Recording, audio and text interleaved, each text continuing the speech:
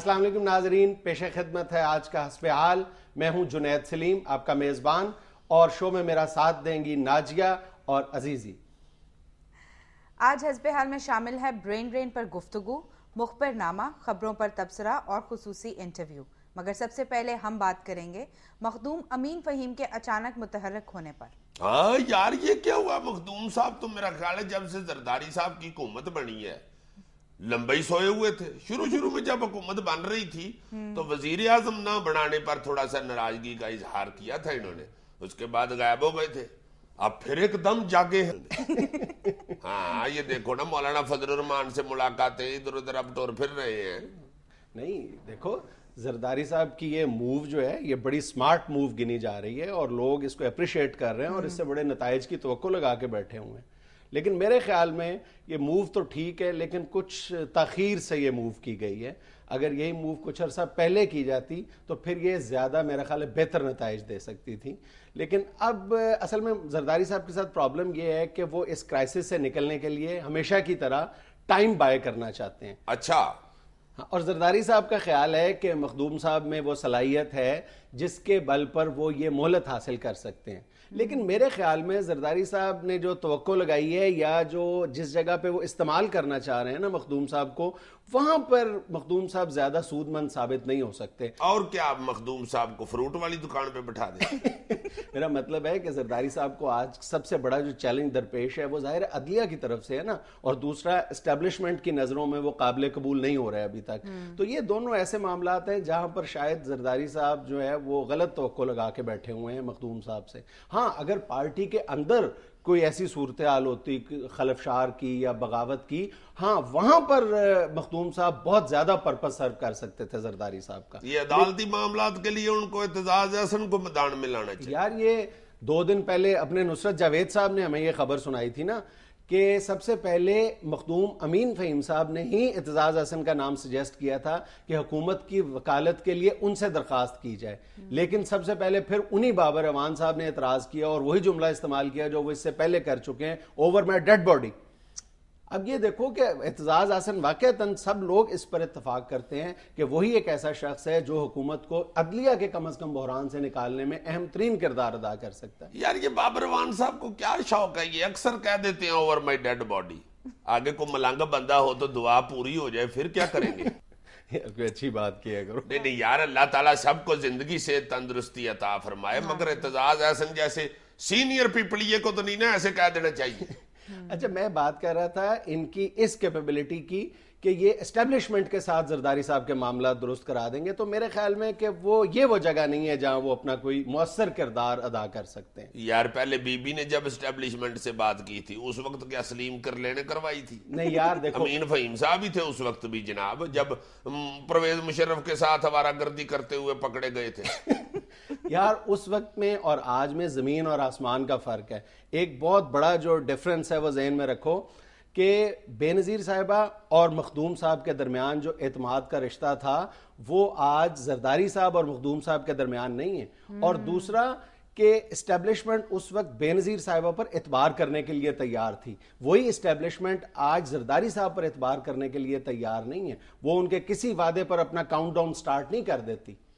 बहुत चलाक आदमी है ये। अच्छा, ये क्या बोला है तुमने? सॉरी, अब नहीं कहना। अच्छा जी। मुशर्रफ दौर में ये जो ट्रस्ट डेफिसिट वाला मामला था ये उधर की बजाय इधर था।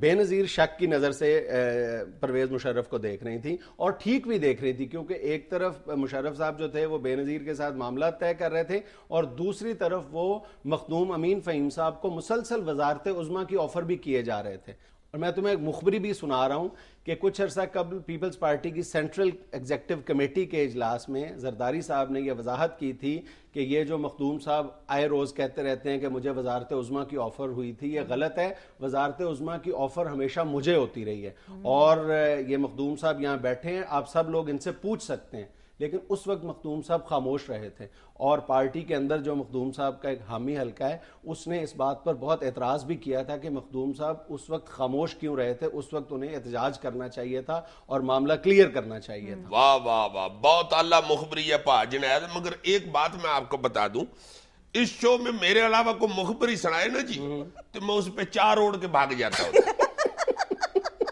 नहीं, ये हंसने वाली बात नहीं है। भाग क्यों जाते हो? बस फिर उधर खड़े होके क्षेत्र खाऊं मैं। अच्छा, मैं तो तुम्हें एक और मुखबरी भी सुनाने लगूं। लो यार, फिर मैं जाऊं? नहीं, ये तुम्हारी अपनी मर्जी है, लेकिन सुन लो। वो ये कि अभी कुछ दिन पहले जब ये बाबर अवान साहब सुप्रीम कोर्ट में पेश हुए हैं और वफाकी वज़रा साथ थे, ये तजवीज़ भी बुनियादी तौर पर मखदूम अमीन फ़हीम साहब की थी। वरना बाबर अवान साहब इस बात पर इसरार कर रहे थे कि लोगों का एक जुलूस लेकर जाया जाए, लेकिन मखदूम साहब की जो एक ख़ास मिजाज और तबीयत है, उसके तहत उन्होंने ये कहा था कि हमें वहां पे सिर्फ वज़रा लेके जाने चाहिए। इस तरह एक ताकत का तासुर भी चला जाएगा और एक यकजहती का मैसेज भी पहुंच जाएगा। पुराने सियासतदान है ना मखदूम साहब, समझे नहीं तुम बात? बुजुर्गों वाली उन्होंने बात की है कि भाई सियाने बयाने बंदे लेके चलो। वो सियाने काटियां हमें, मगर सियाने बंदे लेके चलो। और ये मकसद काफी हद तक पूरा हो गया था। नहीं तो ये मखदूम साहब इतनी देर पार्टी के मामलात में क्यों नहीं बोले? कुछ सिंध इन्होंने खटे दही की दुकान खोल ली थी। खट्टे दही की दुकान अलग होती है। और यार, इतना बुजुर्ग बंदा जब दही जमाता है तो दही खटा हो जाता है। हाँ हाँ, वो लस्सी डालते हुए हाथ हिल जाता है ना, ज्यादा पड़ जाती है। कितनी अजीब बातें कर रहे हैं। तो क्यों नहीं आई ये इधर? यार, जरदारी साहब ने उन्हें नहीं लिफ्ट करवाई। दोनों के दरमियान वो एतमाद का रिश्ता नहीं डेवलप हुआ। वैसे तो वो आज भी नहीं हुआ, लेकिन उनकी जरूरत महसूस हुई है तो जरदारी साहब ने उन्हें गले लगा लिया, लेकिन उस वक्त उनको जरूरत नहीं थी। और मैंने तुम्हें बताया ना कि मखदूम साहब कोई लंबी चौड़ी ख्वाहिशात पालने वाले बंदे नहीं है। मखसूस सा मिजाज है, बड़ी शायराना सी तबीयत है। शायराना तबीयत क्या मतलब? फूल पकड़ के उससे बातें करती है? कहाँ होते हो साईं? कहाँ पौधों पे खज्जल होते हैं? कभी मिला भी करो साईं, अब तो काफी बड़े हो गए। साईं, मैं तो तुम्हें उस वक्त से जानता हूँ जब तुम कली होते थे और चड्डी पहन के टहनी पे बैठे हो। अच्छा, इस दौर में मखदूम साहब को कुछ पार्टी से हटकर भी प्रॉब्लम्स फेस करनी पड़ी थी। एक उनका मामला, तारिक अली लेफ्ट के बहुत बड़े दानिश्वर हैं, उनकी किताब थी क्लैश ऑफ फंडामेंटलिज्म। उसमें उन्होंने मखदूम साहब के ख़ानदानी रस्म व रिवाज के हवाले से कुछ इंकशाफात किए थे जिस पर उनको परेशानी का सामना करना पड़ा था।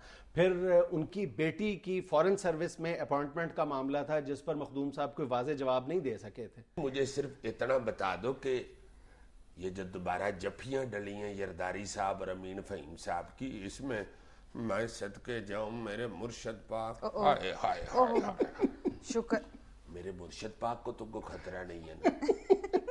तुमने सिर्फ ये बात पूछने के लिए मुझसे इतनी लंबी तकरीर करवाई है? इतनी सी सारी बात थी। लेने में धनिया आया था, मुझे सारी सब्जी चका दी है इसकी। अब मुझे एक बंदे ने बताया, कहता मुझे लग रहा है कि ये अमीन फ़हीम साहब को जरदारी साहब वज़ीर आज़म लाना चाह रहे हैं। नहीं, तुम्हारे इत्मीनान के लिए मैं तुम्हें बता देता हूं कि इस बात का दूर दूर तक कोई इम्कान नहीं है। जरदारी साहब बहुत शार्प पॉलिटिशियन है, वो कभी ये काम नहीं करेंगे कि यूसुफ रजा गिलानी साहब की जगह मखदूम अमीन फ़हीम जैसे ताकतवर शख्स को यहाँ पे ले आए। अरे अमीन फ़हीम साहब को बुजुर्ग आदमी है वो पार्टी के, उनको भी यूज करना चाहिए इन लोगों को। बुजुर्ग वेला बैठा बेचारा वैसे ही आकर के फिर पुठी पुठी बातें शुरू कर देता है। अल्लाह जानता है, बाबे को तुम कल्ले बिठा छोड़ो, बाबा पूछने लग जाता है यार 2:30 बजे क्या टाइम होता है? और ये जो तुमने नीला सूट पहना हुआ इसका क्या रंग है? हाँ हाँ, पुठी बातें बाबे शुरू कर देते हैं। ऐसे बाबे होते हैं, यार मुझे सुबह की रोटी क्यों नहीं दी? बाबा जी आपने खा ली है तो मुझे बताओ तो सही। उनको बताएं तो वो राजी जाते हैं। अल्लाह जानता है इस तरह के बाबे रिश्ता खराब कर देते हैं। माँ प्यो बैठ के कह रहे होते हैं जी बच्ची ने बीए किया हुआ है, बहुत अच्छी बच्ची है। बाबा अंदर आते ही कहते हैं नहीं जी नहीं बहुत अच्छी है, मैट्रिक में फेल हुई थी तो सारा दिन रोती रही। इतने मासूम होते हैं, मोहल्ले में लड़ाइयां करा देते हैं। चंगे पड़े तगड़े बंदे को कह देते हैं तेरी नानी पहले मेरे साथ मंगी हुई थी। वो बंदा या बाबा लम्या पा लेता है या नानी के घर जाना छोड़ देता है। अल्लाह जानता है लड़ाई करा देते हैं। चंगे पड़े शरीफ आदमी को कह देते हैं अल्लाह तेरे अब्बे को जन्नत नसीब करे, बड़ी रिश्वत लेता। हो बहुत बड़ा फराडिया था वो यार, वाह वाह वाह। मैंने इतनी तेज किसी को जमीन पे कब्जा करते हुए नहीं देखा। फजूल बैठ के अजीब अजीब बातें करते रहते हैं। हमारे दौर में बड़ी सस्ती चीजें थी, 7 रुपए की पूरी मझ आ जाती थी। ओए ओए। बंदा पूछे पूरी मझ ही आती है, कभी आधी मझ भी किसी ने बेची? اللہ جانتا بچوں کے ساتھ جاتے جاتے ان کو ہمیں ڈراتے رہتے ہیں یہ سارا خالی ہوتا تھا، یہ جو گھر نظر آ رہے ہیں سارا میدان ہوتا تھا. وہ 3-4 ایسی باتیں سناتے ہیں بچے دوڑ جاتے ہیں بابا جن تو نہیں کہیں. پرانے دور کو یاد کرتے رہتے ہیں. ہمارے دور میں بڑی خالص چیزیں تھی. سروں کا تیل تو ہم پی جاتے تھے. بندہ پوچھے سروں کا تیل پیندے سو بابا جی تسی پھس کے چل دے سو. ناظرین یہ ہمیں لینی ہے چھوٹی سی بریک، ہمارے ساتھ رہیے گا. یہ جوانی میں آپ کا نام دیسی جندرا ہوتا تھا، سروں کا تیل.